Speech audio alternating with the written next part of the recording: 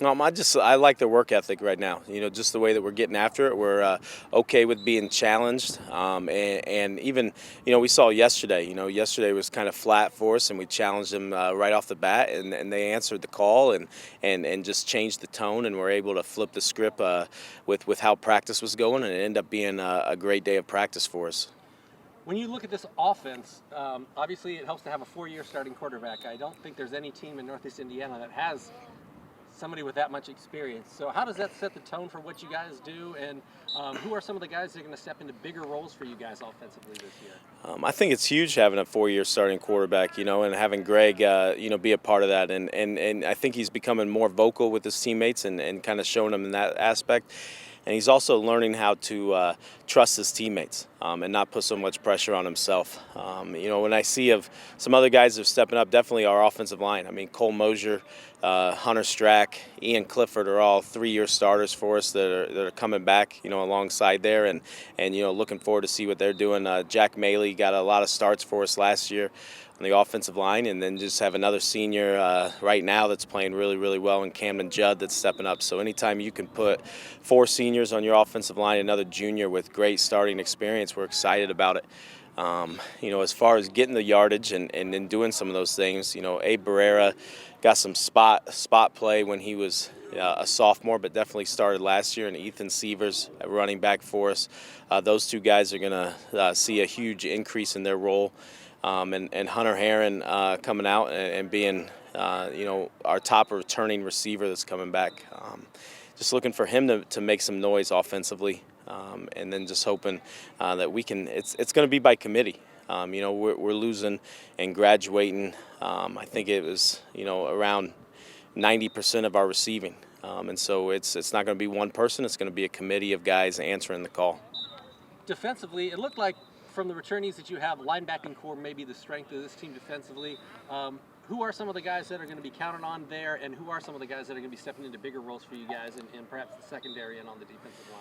Yeah, for us, Ryan Elsten started for us last year and is our top returning tackler. But it was kind of a quiet season for him. But just because it was under the radar, not because he didn't have a good season, but he had a good season, and we look to continue with him. And Josh Arns for us got a lot of quality time and some starts late in the season at linebacker. And so we're going to rely heavily on them. And then the same kind of concept, Riley Tucker, defensive lineman for us that did a lot of things for us that were, maybe his number's not getting called last season, but, he's eating up space and doing the little things so that those other guys can shine. Comes back for us in defensive line as a junior for us, looking to plug some holes for us. And then it's kind of the same concept that we have on offense. The rest of our defense and D-line, whether it be in the defensive backfield or whether it be with the D-line, we're going to be a lot of committee work and hey, who's hot that night and who's ready to play, and a lot of switching out and keeping everybody as fresh as we can. Last year you look at Columbia City as you go down the games. I mean, you win your first 6 and then drop the last 4. Granted, you play the East Nobles and the Leos late based on what the NE8 schedule is, so there's that to deal with. But how do you go about taking that next step up and, competing for that conference championship and, making that latter half of the schedule turn into more W's on a Friday night? Exactly. I mean, that's the tough part, and we know it. It's been said to us year after year after year, and I think that instead of taking that step, we've been closing the gap, and so we need to go ahead and finish that. We know that it's in sight. And we got to do the things that we do well, even better those weeks. And we've got to motivate ourselves that, as we're preparing each week, we take it each week at a time, and we're getting better and better and better, and not allowing ourselves to plateau. Final question for me: if there's an X factor for this team or something that the season hinges upon, in your eyes, what do you think that is for Columbia City? I think the X factor is just our energy level. When we bring it, we're excited no matter what the situation is, and just the aggressiveness that they show. They feed off of each other, and when that is going and when we can keep it going and we can manufacture that as a team, we've got a lot of potential, and we have the ability to reach that potential when we have that intensity, when we have that emotion, when we have that enthusiasm. Love it. Anything else you'd like to add? Go Eagles. What is it about this Columbia City's team that sticks out to you as we enter a new season? I'd say the leadership and the energy level. I mean, there's just a sense of urgency to us this year, and it's looking great. Offensively, obviously you return at quarterback, Hunter, Abe, and a decent amount of your offensive line. So how do you hit the ground running offensively, and what can you build on to have a better season even here in 2021 as an offense? We just got to listen to the coaches, get used to this new offense, get a lot of reps in it. And I think with the experience that we have returning, it's just going to really help us out, and especially with this new offense. What are you changing offensively? Uh, You're not supposed to. You don't have to give me all the details, but. I probably shouldn't answer that one. Okay. Yeah. Okay.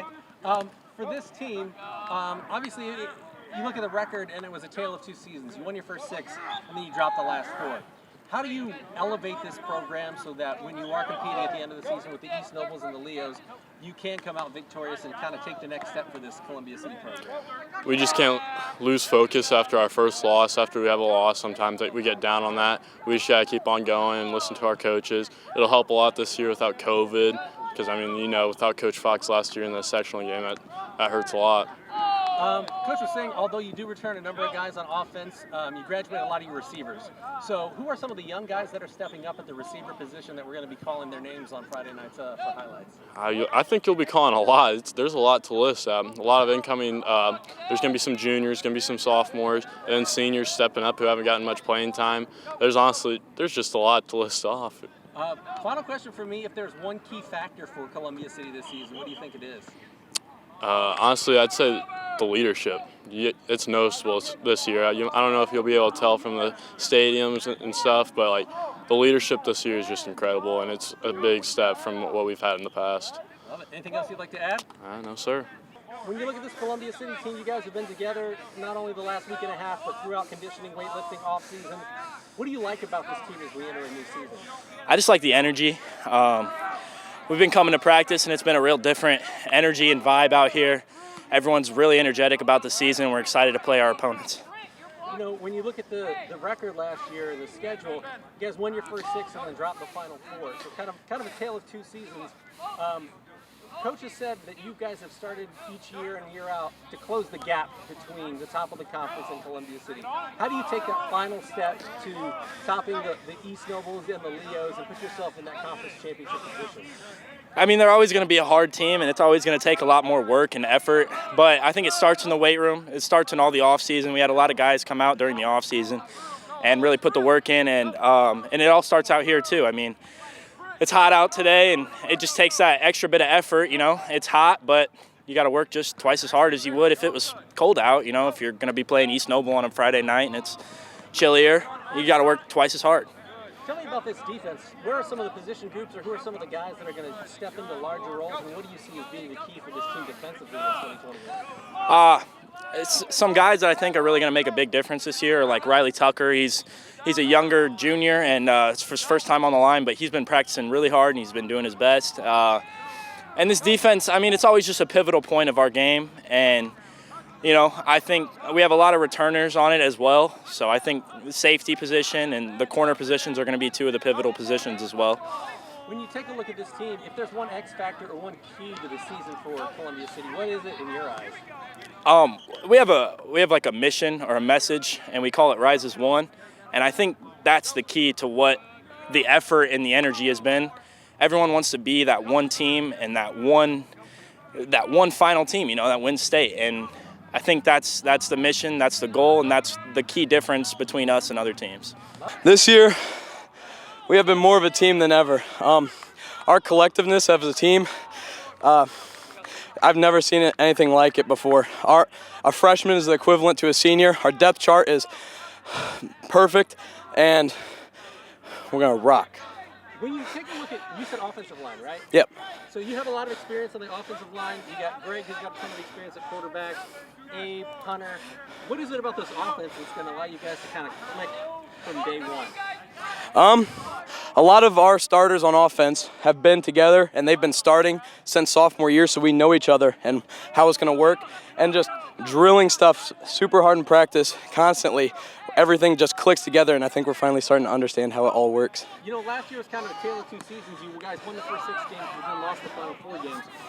What's the key to maintaining that success throughout the season, and how do you guys take that next step to where you're competing with some of those top teams in the conference for a Northeast State crown, which I know is one of the ultimate goals this year? Definitely not being overconfident. Just because we have a 4 or 5-0 lead, we can't let up in practice. We have to keep putting our foot on the pedal, especially at halftime. There's a lot of games last year where we just let up, and even when we were up by 30 points, we let up, and some teams almost or did beat us.